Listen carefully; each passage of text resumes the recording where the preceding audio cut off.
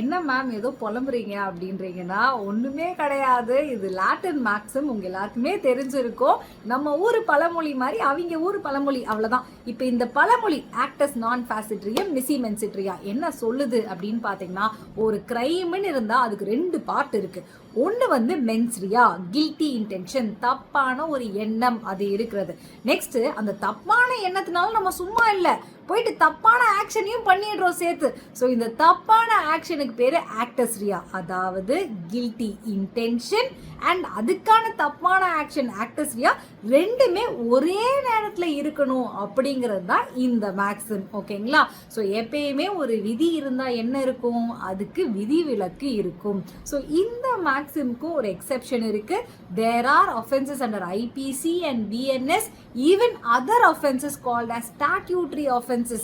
என்ன பண்ணுவாங்கன்னா, இந்த ஆக்ஷன் நீ என்ன நினைப்புல பண்ணியிருந்தாலும் சரி, எவ்வளோ ஒரு நல்ல இன்டென்ஷன்ல கூட பண்ணிரு, ஆனா நீ இந்த ஆக்ஷன் பண்ணதுனால யூ ஆர் பனிஷபிள் அப்படின்னு சொல்றதுக்கு பேர் தான் ஸ்டாட்யூட்டரி ஆஃபென்சஸ் வித்தவுட் மென்ஸ்ரியா. மென்ஸ்ரியாவே தேவையில்லை அப்படின்னு சொல்லிட்டு சொல்லுவாங்க. இதுக்கு ஏதாவது எக்ஸாம்பிள் உங்களுக்கு தெரிஞ்சிச்சு அப்படின்னா கமெண்ட்ல சொல்லுங்க.